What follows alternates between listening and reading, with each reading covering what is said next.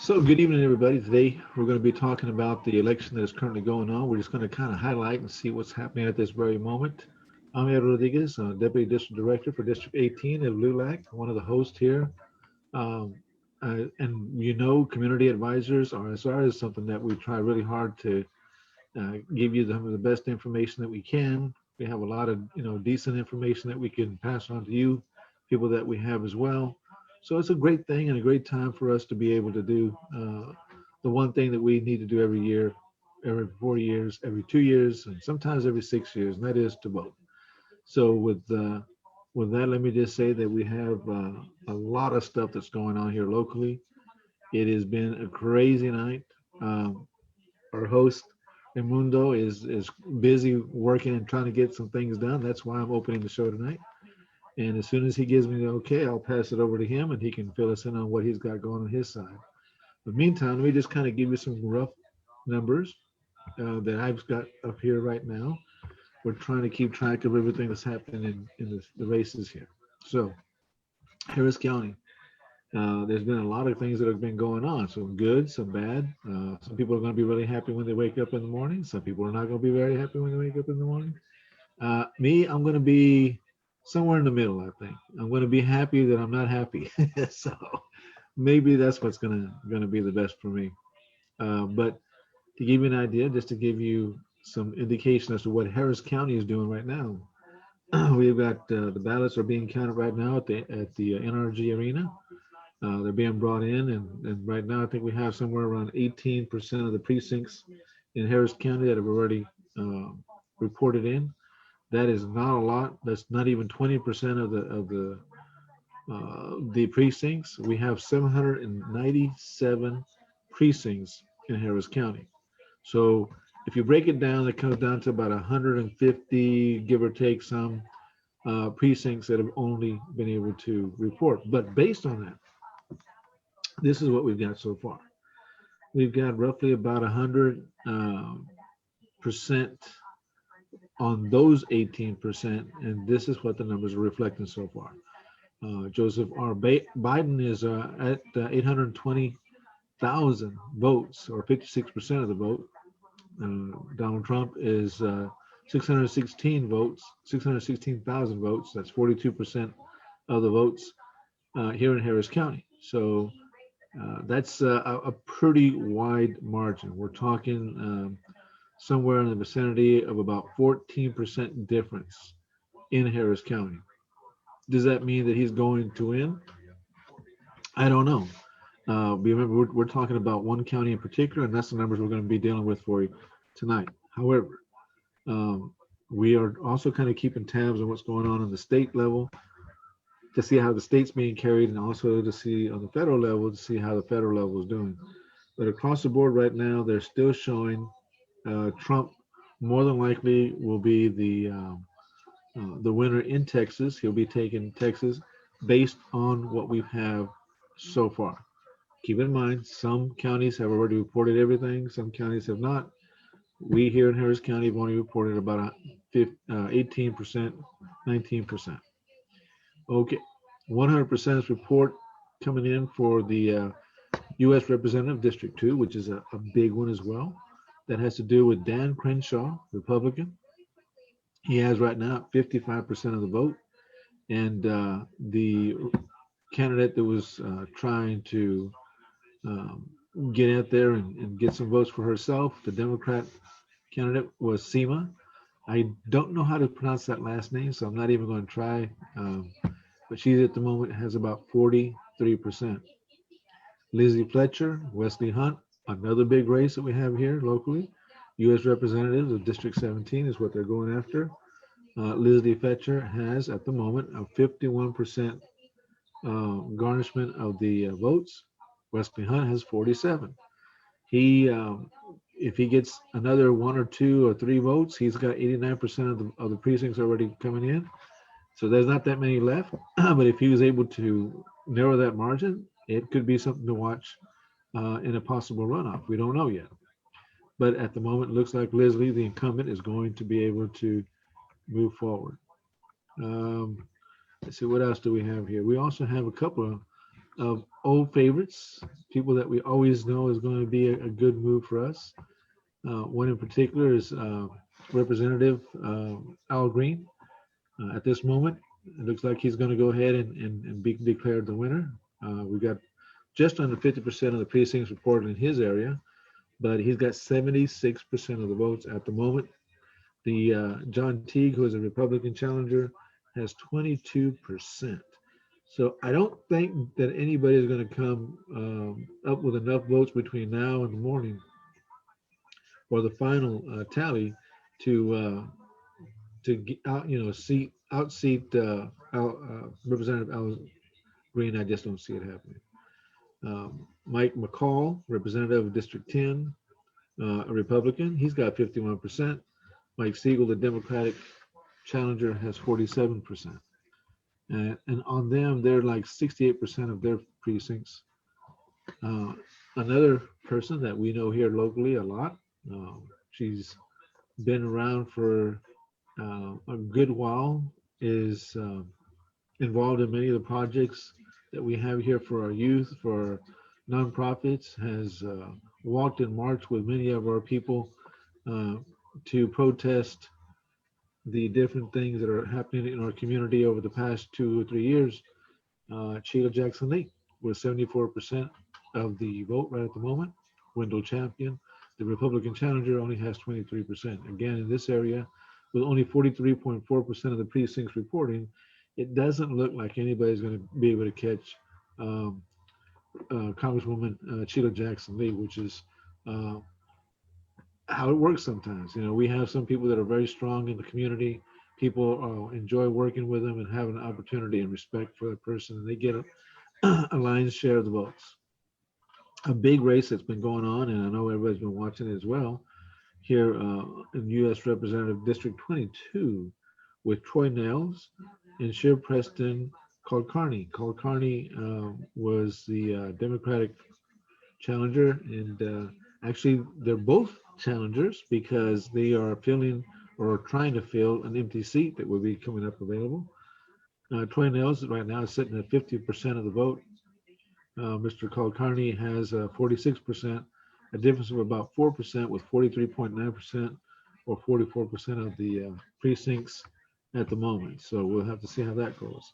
One individual who I know personally and I've worked with on a couple of occasions, she is relatively new to the congressional house, and she has done some good work as far as recently. The most biggest thing that she helped us with was with Vanessa Guillaume, who went out there and as we all know, was a victim of some violence, sexual harassment in Fort Hood. But Sylvia came through, brought it to the attention of the Congress, made sure that investigations and stuff were going to be open. Her and the president were very vital in opening doors to get those investigations going, and that's still ongoing. And we are still kind of watching to see what's going on. And I know that she's still involved in that. That's Sylvia Garcia. Sylvia Garcia has 72% of the vote. The Republican challengers at 27, Ms. Blanco, Jamie Blanco, and we've got like 37.5% of the precincts reporting there. From there, we jump over to the state, and the state has a little bit different. Brandon Crichton with 67%, Stillberg with 31% for District 4 senator, state senator. Carol Alvarado, another person that we have an opportunity to work with from time to time, state senator for District 6. At the moment, she has 84% of the vote, and her challenger is at 16%. I don't think that's going to be a way for him to catch her, but we only have 29% of the precincts reporting, so it's still possible, but highly unlikely. State Senator Larry Taylor, Republican, he's the incumbent. He has 60% of the vote. His challenger, Susan Chris, is 38% of the vote. They represent District 11, the state Senate. And we go on and on and on. And let me see if I can get something a little bit closer to home. There's a lot of state representatives, and we have very little time, so you're just gonna have to go through it yourself in the morning and kind of get there. But there are a couple of people. There's one person in particular that I'll highlight real quick. That's State Representative District 48, 148, Penny Morales Shaw. Here recently, we've been working with her on the getting out the vote and trying to help people uh, with some food vouchers and what have you. She was part of what our project was with regards to that in the communities. So she helped a lot of people out. Really did help a lot of people out. At the moment, she has 65% of the votes, and she is at 50% precincts reporting for her. Luis Lorota is 35%. So I think she's more than likely going to be our next state representative in District 148. All right, Uh, awesome. Thank you, Edward. I please. apologize for not being able to, to start the show. I mentioned to Edward I was working, the whole day. It's an election day. It's an important day. So I'm always involved one way or another in politics and the community activism field to try to help out the Hispanic and Latino community gain that voice that we need in the political field. Right? We're very active in the economically. We are working. We're very working people. We like to work a lot, especially if we're Hispanic. Especially if we're Mexican American. We dedicate ourselves to be, working 24/7, not being involved in politics, but we're here trying to change that. Estamos tratando de cambiar eso. We're trying to make it, that some of our folks get engaged in politics because it's very important. Because even that we're not, we're not the folks that we try to get, to live out of the government. We try to work for the, get a job and work. So today tonight we're talking about the election. It's an important election. Depending where you're, who you're rooting for. So you're watching. You right now. It's 10:14 here in the state of Texas, and it's night. So you're probably watching the news, and somehow you check on Facebook and you decided, oh, what? Wait a minute. Those guys are going live and see what they're talking about. So obviously we're talking about politics, and we're talking about especially the Hispanic and Latino community, and it's quite interesting after so after tomorrow and after all the ballots are counted, be it the 16th or be it whatever day officially that all the ballots are counted, including the mail-in ballots. It's going to be interesting how our community voted, how the Hispanic and Latino community voted, especially in this election. And we have always mentioned, we are a community that, and here in community rights, we have always mentioned that we're a community that historically has been here in the States, meaning that we have been here in Texas, we have been here in California, New Mexico, Arizona. We have been, including, those states that were formerly, part of Spain, and then Mexico, and obviously we all know the history. So we have been here present, and obviously we all held, some of us Hispanics held native blood to be exact, native blood. So therefore, we have that emotion, that right to the state, and we sometimes we don't get involved in politics. We just decide to work. But what I'm trying to say is that uh, more and more we're trying to become that voice. We're trying to work, me and Eduardo, with the community to become that voice of. We're trying to make more Hispanics, more vocal to get involved in politics, and even that we don't like politics, Hispanics and Latinos, they don't like politics, but we try to encourage them to run for office. I'm trying to stay neutral, but at the same time, even that I went through a lot, trying to put everything together, make certain words. I'm just saying that, this election is an important election for Hispanic and Latinos to see how they voted, why they voted the way they voted, and eventually see why, who they voted for and how many voted, you know, because there's Hispanic and Latinos who are saying, I'm not voting for neither because the neither are for my people. And some are saying, I'm gonna vote for X, I'm gonna vote for Y, X, Y, and Z, and so it's kind of quite interesting. It's quite interesting election for Hispanic and Latinos, and we were watching the poll, we're watching Arizona, we're watching Texas here, in our beautiful state of Texas. We love Texas, and it's quite interesting. one thing that we had talked in the show here in Community Advisors, I don't want to sound too, that I'm talking on the only person talking here, but one thing that we had to talk about here in Community Advisor RSR is that, sometimes we have candidates.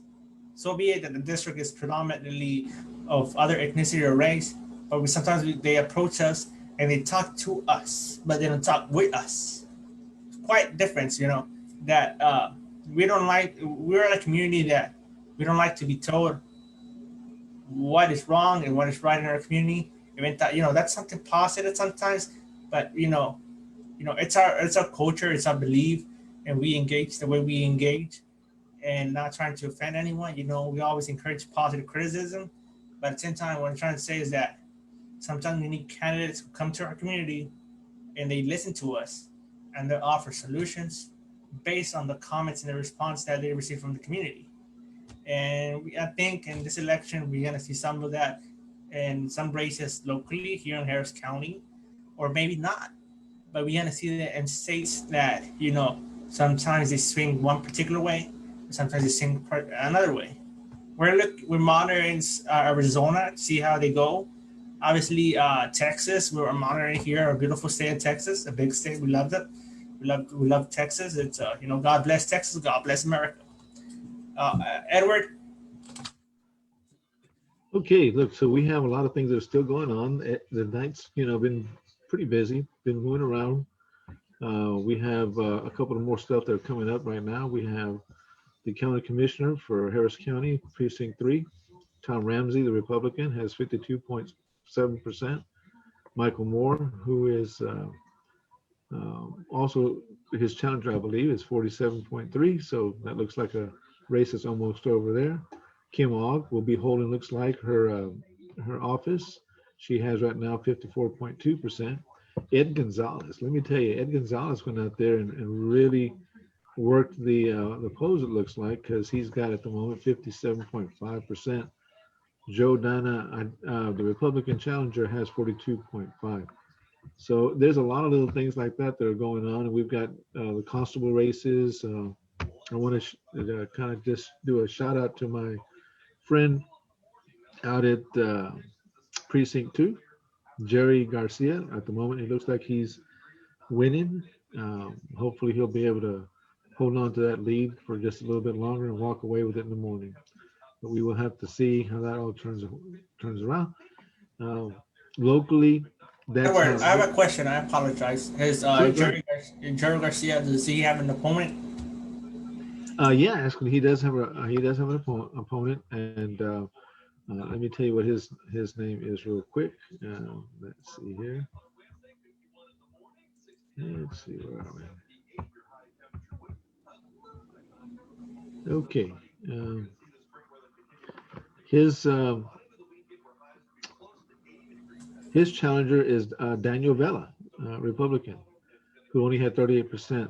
Right now, we got still just under 20% of the precincts reporting, but it looks like he may have an opportunity to walk away with that. So we'll have to see how that. So we got two Hispanics running for precinct 2, which is nice to see for the Hispanic community.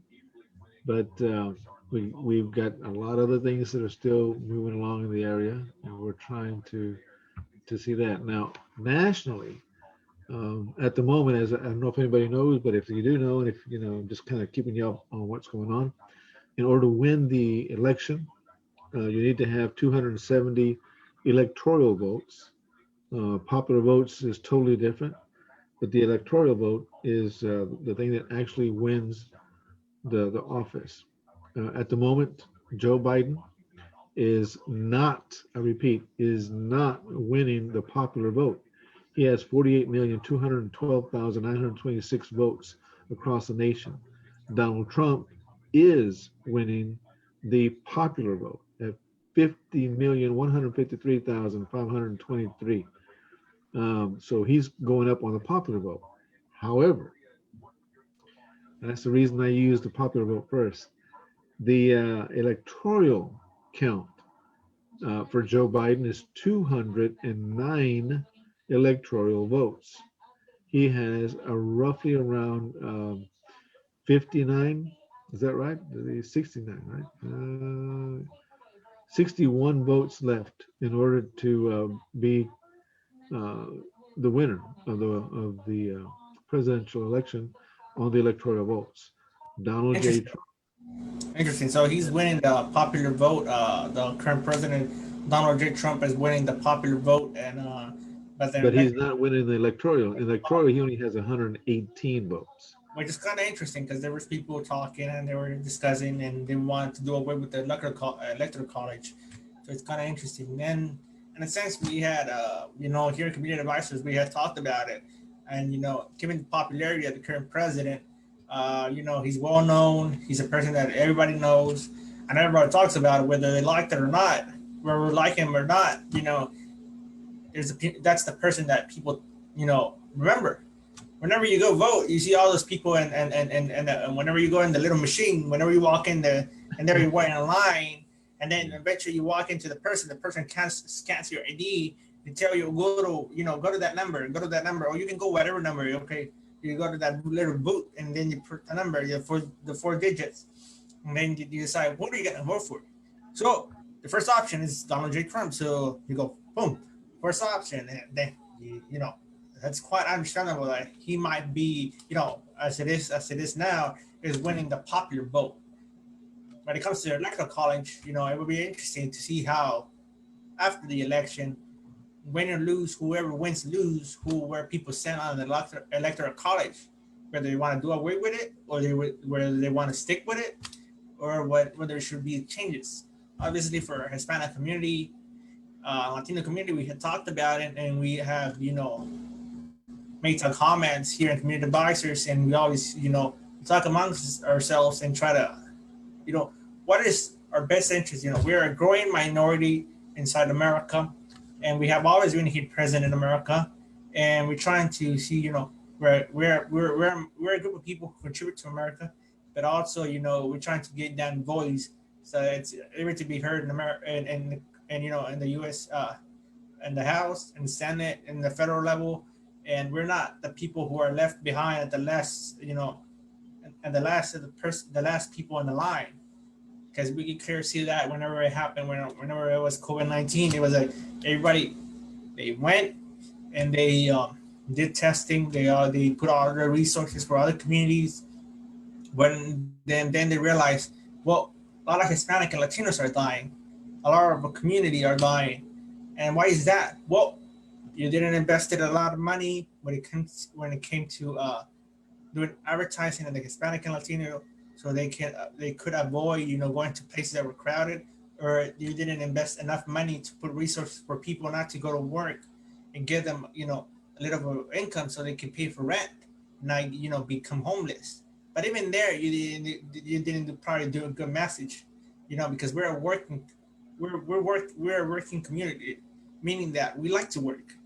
Whether when it comes to providing the money or going to work, we're gonna take work. We always mention that we're a group of people who likes to work, and we don't like to receive that aid, which is something interesting in our community. So we're gonna see this in this election, and after this election, we're gonna be talking about it in our community and Community Advice RSR, that it's something interesting in our community. And we have also discussed about sometimes we have candidates, whenever they come to talk to us, meaning that they want us to go vote for a certain person, but they don't talk to us to discuss the certain issues that happen in our community, meaning what is the solution that you think it should be better for your community, one-on-one level. So we're gonna, after this election, win or lose, whoever wins, whoever loses, there's gonna be a growing Hispanic community who's gonna engage more in politics and realize that there needs to be more folks, more community members. When I mean community members, more people who are like me and Eduardo, who work, who wake up every day and go to work, come back to our families, and realize, what, I might run for office because I think the things that are happening in my community can be resolved, and it shouldn't be things that we should be dealing with. They're simple, just simple things like having a job, not having a job, having healthcare, not having healthcare, education, having good education, not those deals. So this election is an important election. We're watching as we speak on the news. We're watching all the data that's coming through. where people are, voting, why they're not voting. We even have some reports about some community members who were voting, and and they had some circumstances that they were prevented to vote. But as we approach, well, as we after the election, we're gonna be talking about it more. And when it comes to, obviously it comes to resources that have been invested in the community, there's a lack of resources that have been invested in our community when it comes to information. Other people, other communities are very, when it comes to information resources, they have a lot of information, they have a lot of resources. But to us, well, obviously we speak Spanish and English. Some of us don't speak English and we want to speak Spanish. But this is in America. As we live close to the border, we have that population that speaks Spanish and English, bilingual, or only speaks Spanish. And correct me if I'm wrong, Edward. There's only one state that has an official language in here in America. Is it New Mexico or is it Colorado? Which is the official?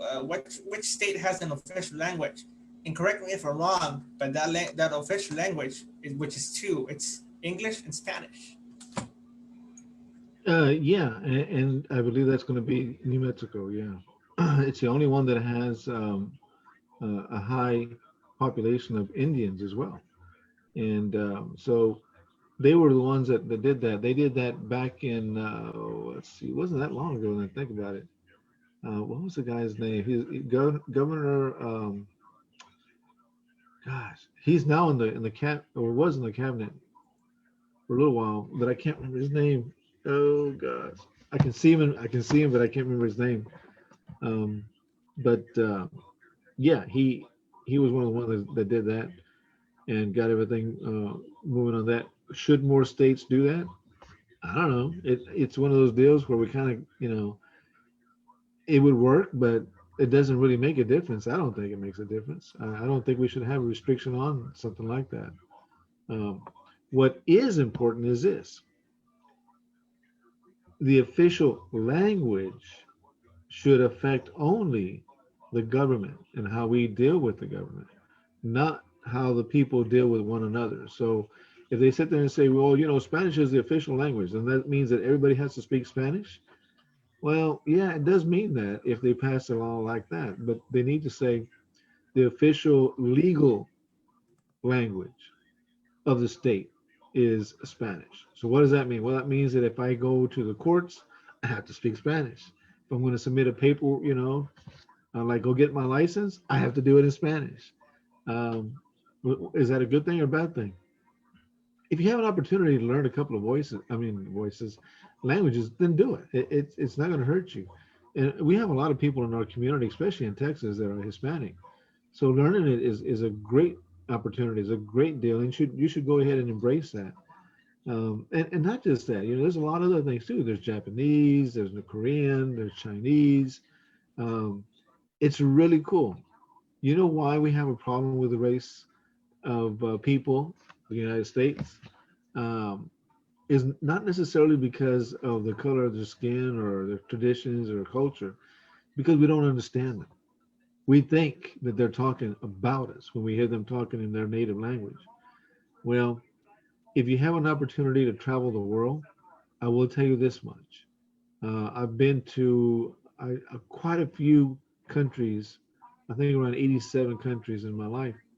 And I will tell you that every single place I've ever been to, I have been able to speak English. So should English be, the official language of the United States? No, it shouldn't be, but we shouldn't be forced to speak it because everybody does. Is English an important language in the world? Well, Mandarin Chinese is being used uh, everywhere in China, and it's the biggest, I guess, language that gets used, right, every single day. But the English language, primarily the American English language, and it's different from British. Um, it's used as a mandatory language international for airline pilots, that are captains of boats out in the middle of the ocean, unless you have a private vessel, which would be like a sailboat or something like that, or you're rich enough to own your own yacht, you don't have to do that. But if it's a commercial vehicle that travels around the world between two or more countries, the person driving it has to be able to speak English. So the guys that come in from Mexico on what used to be the NAFTA, they had to speak English. On the new agreement, Canada, America, US, and Mexico agreement, they have to speak English. That's how it Yeah, works. sorry to interrupt you, Edward. I apologize for this.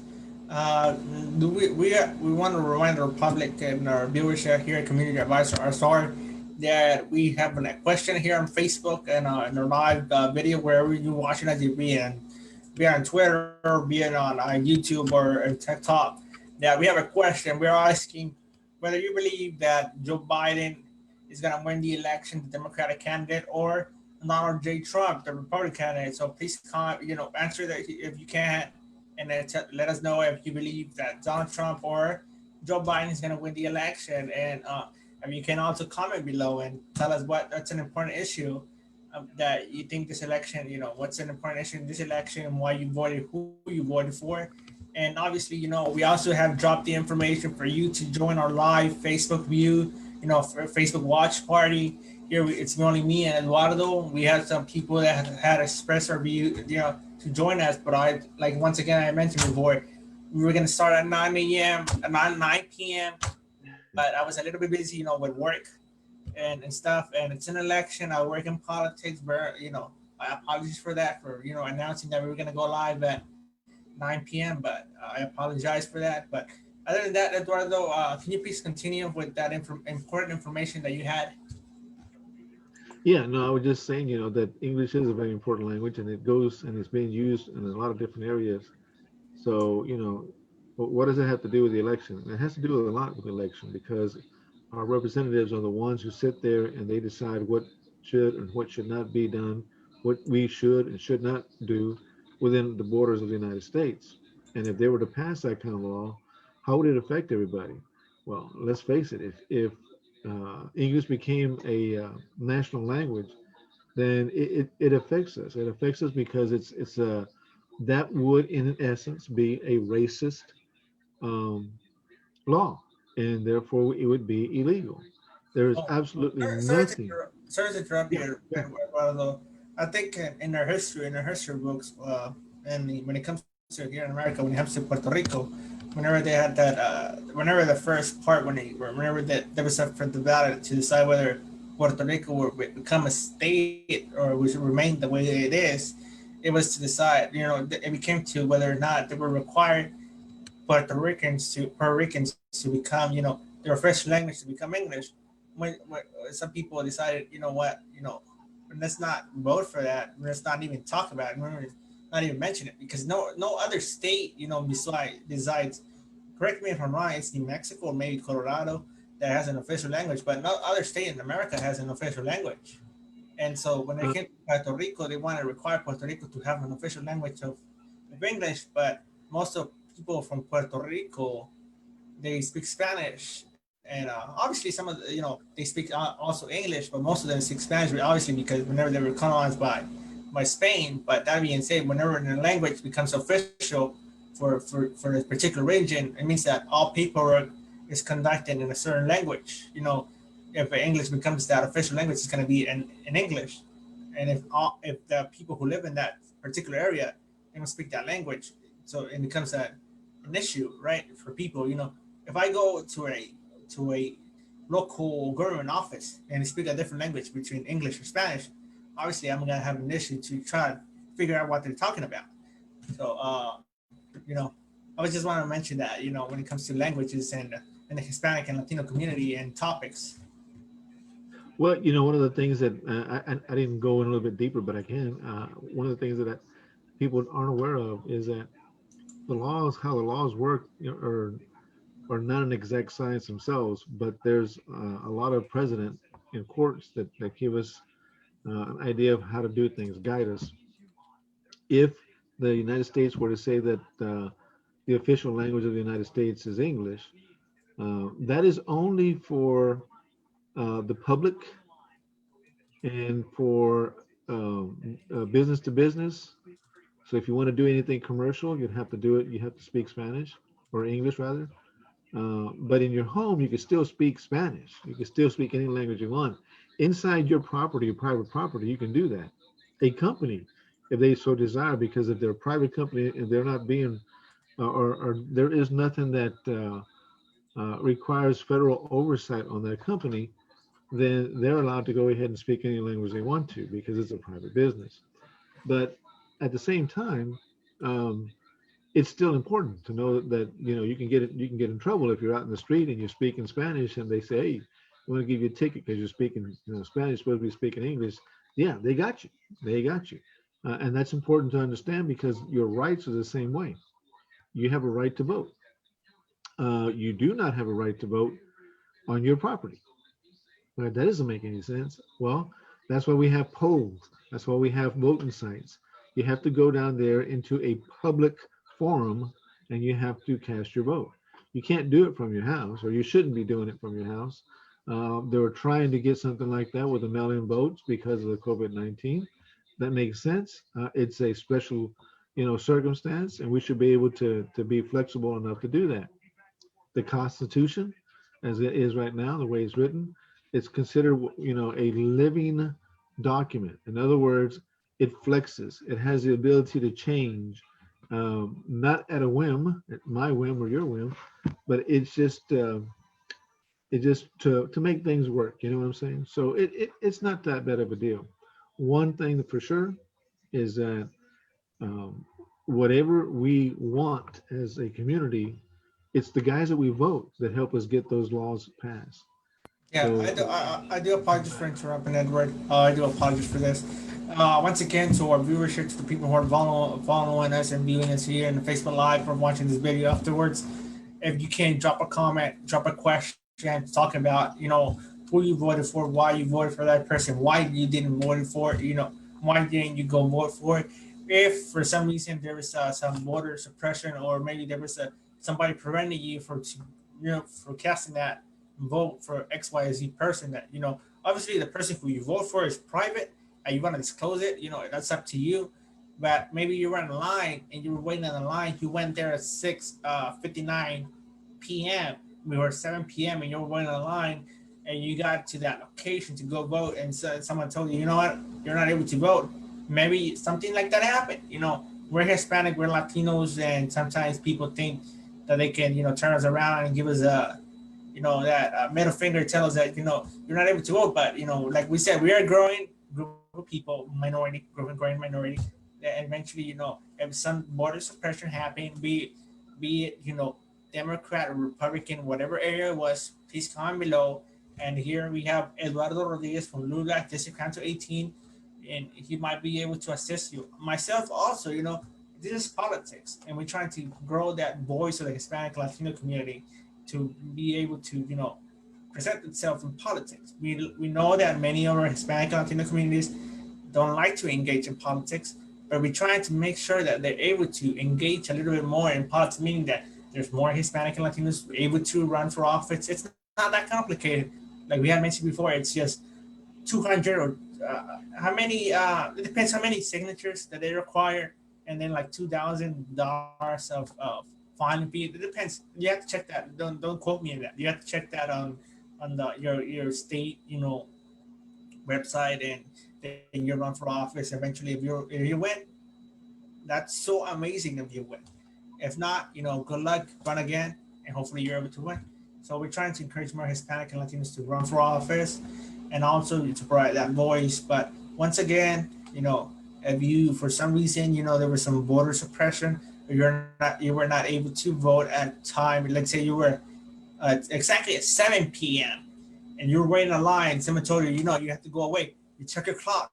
It says here 7 p.m. Well, guess what? It's 7. You still have to let me be there in the line. I'm gonna vote for it.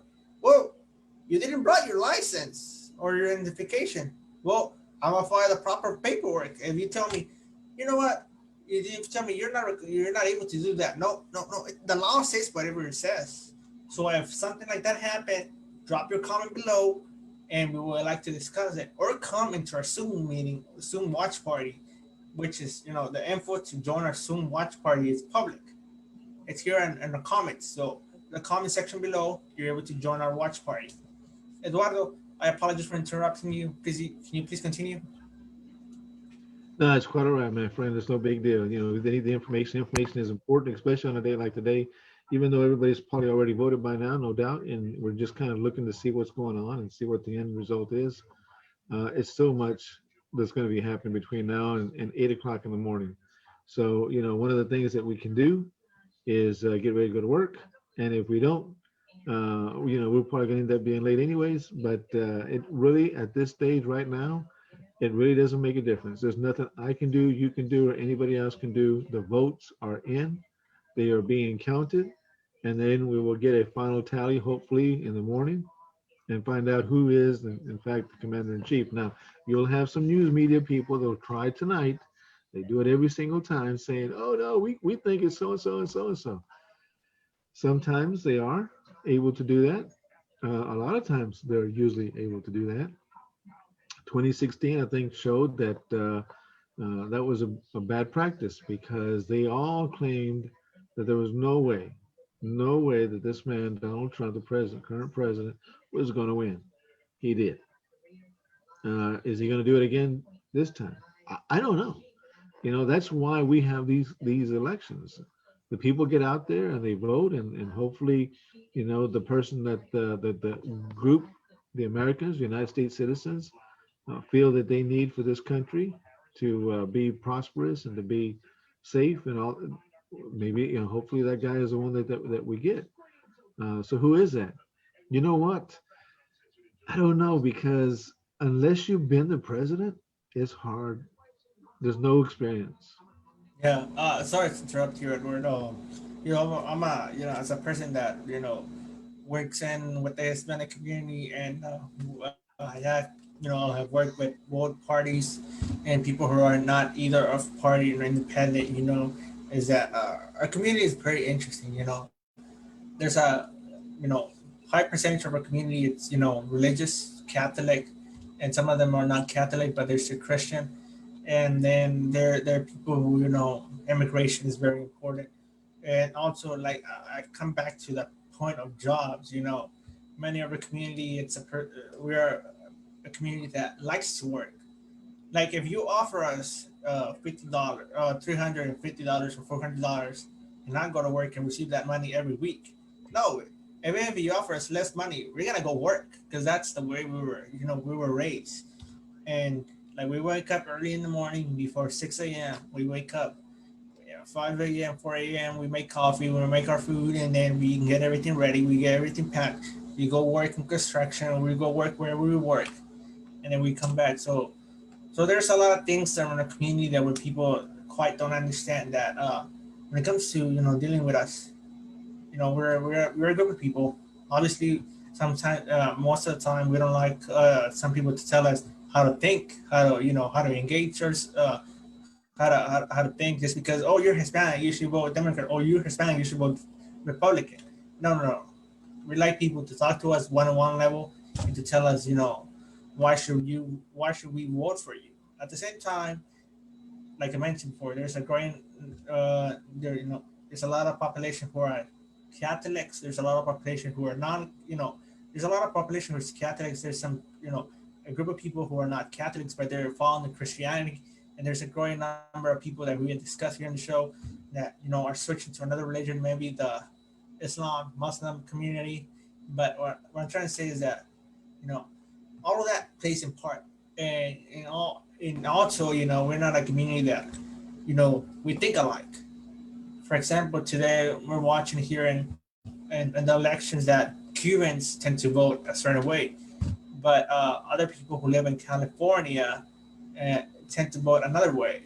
Florida, California, district, they tend to vote in different ways, and they have a huge number of Hispanic and Latinos. Yeah, just think about that. So when it comes to Hispanic and Latinos, you have to think about that, and whether you agree with them or not, just be mindful that some of those comments that you post about the Cubans, or some of those comments that you post about uh, California, we are able to see them and we read them.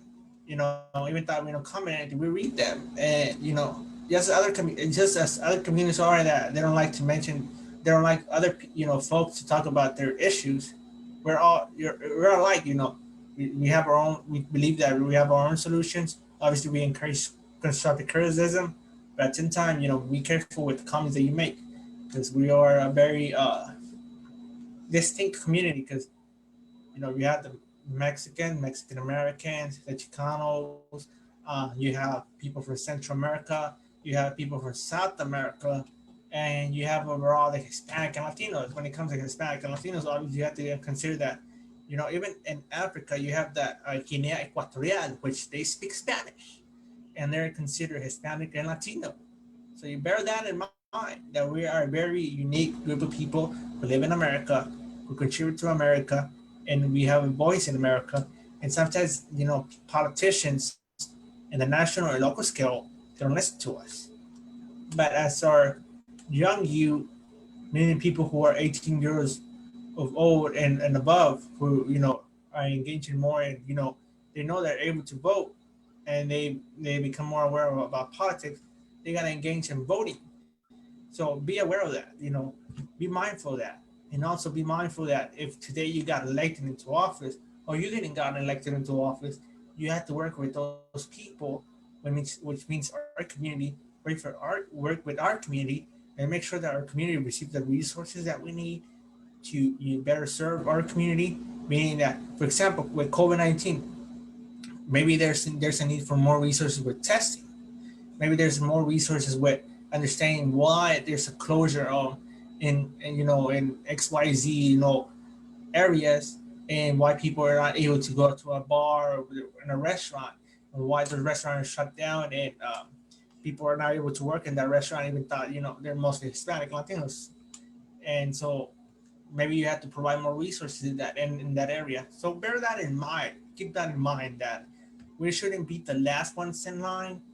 We should actually be the ones in the middle, or even in the first in the line, because when it comes to Arizona, Texas, California, Florida, Utah, Nevada, New Mexico, Colorado, we have even Georgia, Chicago, Illinois, New York. There's a growing number of Hispanic and Latinos, and you should listen to us and offer resources and solutions to the problems that we face. But also, like we have mentioned here, community advisors, or sorry, we mentioned a lot. Don't tell us that what should we do. Talk to us, and maybe we're able to tell you what solutions we believe are best for our community, because we live in this community, in the communities, we live in the bodies, we live in the hoods.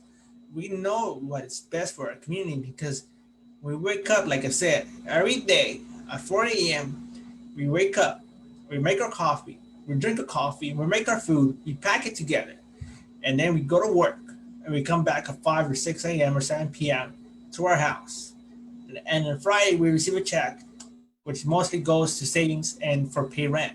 So we know what we go through when it comes to dealing with police, when it comes to dealing with healthcare issues, when it comes to dealing with the economy, when it comes to dealing with X, Y, and Z reason. We're people and we deal with the same problems that most Americans deal. But that's what we're trying to do the show today. We're watching the election. Hispanics are playing an important role, and so bear that in mind. Eduardo, any comments? No, I think we've pretty much covered just about everything that we can for the election day. I mean, there's only one thing left to see what's going to happen. Who is going to be the boss? Um, Other than that, there's not really much I think we have left to discuss. So um, maybe we can, bring in some quick highlights on what's coming up. I just noticed that Trump got another 2 points on his electoral vote. So now he's up to from 118 to 120. Biden's still at 209, and that's at 11:37 Central Time. So interesting. Um, what do we have here? Democrats expected to win the House, But right now we're showing that there are 145 Republicans to 119 Democrats. It still looks like there's some room for that, but they believe they're going to win it and keep it. So we'll have to see how that one turns out. Locally, what do we have on a local level? We have quite a few things that are still moving along, and let's see here. Okay, um, yeah, they're still trying to update some stuff here. Looks like we're using about like 3 or 4 different sites. Everybody has a little bit more information than others. Some are going faster than others. But either way, we'll try to give you as best information that we can. It's not easy, but we're working on it. Yeah, so be patient with us, trying to get all this stuff together. Let me go ahead and back down here to the local races, and we'll get the local races out of the way so that we can get an idea of what's happening on that side. I think pretty much there is a pretty good um, indication that we're going to have a lot of people waking up early in the morning, realizing that we have some um, new persons that are going to be our representatives in the state Senate, in the federal Senate, in the state congressional representative, in the federal congressional representative. And we're also going to have some people that have been around for a long time. Uh, let's see what we got here. As far as the Harris County District Attorney, Kim Ogg is still winning. Let's see what she said in that. 54%. Challengers at 46%. We still have, let's see who's the next one. Sheriff Ed Gonzalez. We talked about that before. He's got 58 to 42% over Joe Dana. Ann Harris Bennett for the tax assessor collector. She's got 53%. Chris Daniel, the candidate opponent, is 44%. We have Tanisha Hudspeth. She's going for the Harris County Clerk's office. She right now has 54% of the vote. Stan Stanner, he's got 46% of the vote. We have trustees that are also applying for Harris County. The commissioner of Precinct 3 looks like it's going to end up being Tom Ramsey with 52% of the vote to Michael Moore, 48%. Again, we talked about this before, which is someone that I know personally, a gentleman by the name of Jerry Garcia, who is going to be running, or is running rather, and is winning at 62%, which Daniel Vela, the challenger, is Republican challenger, excuse me, is at 38%. Precinct 3 Constable Sherman Eagleton is 61%, with Andre Hines, the Republican challenger, at 39%. Precinct 4 Constable Mark Harmon is at 58%, with the Democrat challenger Jeff McGowan at 42%. Constable 5, you have Ted Heap, who is sitting at 51%. And his challenger, the Democrat Mark Allen Harrison, has 49%. This is more likely going to be a possible runoff. We have 196,593 votes for Ted Heap, sorry, and 185,324 votes for Mark Allen Harrison. And that's roughly about 10,000 votes either way. We'll have to see how the election judges rule on that one. But that's pretty much what we have as far as Harris County goes. We don't have any real elections going on other than that with regards to the county. We talked already about Cheeto Jackson Lee. Troy Nell's got his stuff. Al Green back in the system. Dan Crenshaw back in the system, staying there for another one. And pretty much from there, it's just watching the presidential Luckily, the local races we hear about, know about pretty quick, but the national level, which is the president, that usually takes some time because remember, even though all this stuff is going on right now, and we're getting numbers from different states here in the states, there are two states that are outside of the states that still haven't had their numbers come in yet because their polls haven't closed. Alaska and Hawaii. So we're still having to wait on that. So they can't even officially say yes or no until those two states bring their stuff in, and that hopefully will be in the next few hours. My God, Hawaii is, I think, 7 hours, 8 hours behind us or ahead of us, something like that. So Interesting. yeah, it's going to be a Yeah. while. Yeah, interesting. And locally, we had, you know, me as being a person that who likes politics, who started politics. I have a bachelor's degree in political science, but also I like working in politics, being in community. Eduardo also, as a member of LULAC, he engages a lot in the community activism more than I do, and he's out there providing information and we had talked about how sometimes races become very expensive and meaning that there's a lot of money invested into the campaigns. In this Spain, they spent millions and millions. And one of the ones that uh, we had discussed in our private conversations, if you remind me, Eduardo, talking about them, it was that you know for Dan Crenshaw and what is Encima, it became so expensive and a lot of money was spent for a congressional district, and so it was quite interesting. But that being said, when it comes to money, if you're Hispanic and Latino, sometimes you can run a campaign. I always make that example. Alexander Cortez. You can run for office. Like I said, sometimes you require some signatures, and you require some signatures and a filing fee. Then afterwards, you can run for office. And the best way that you can run for office is you're a community member, meaning that you're a young guy, maybe not a young guy, but you get along with your people in your community. Is that you know your community? You're able to knock on doors. You're able to convince the people that you know to vote for you. If you're a person who helps the community, well, guess what? Go please run for office. We are in need for you to run for office, especially if you're Hispanic and Latino, and you live in an area where Hispanic and Latino are a great majority or increasing majority, and meaning that they're increasing the numbers of people who are eligible to vote and who live in that area.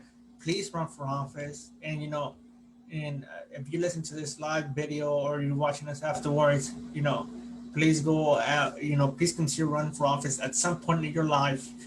Hopefully you're going to run for office by 2022 or 2024, whatever time. But I'm trying to say is that, there's a need for Hispanic and Latinos who come outside of the current political field and decide to run for office. And me and Eduardo Rodriguez, and Raimundo Reyes, myself, are we will be happy to help you out, be it wherever you live. If you live in Texas, if you live in California, if you live in Arizona and Florida, New Mexico, Nevada, Chicago, Wyoming, Utah, um, Georgia, whatever state you live in, we'll be happy to assist you and help you because we need that Hispanic and Latino voice to be in Congress, to be in the Senate, to be in the federal level and the local level, so that way you can bring more resources and opportunities. I always bring that conversation back to economic opportunity, and also something that we have talked about in politics and here and community advisors about education, more more higher institution, you know, higher learning education, meaning more colleges, more community colleges, or even technical schools being brought to our community.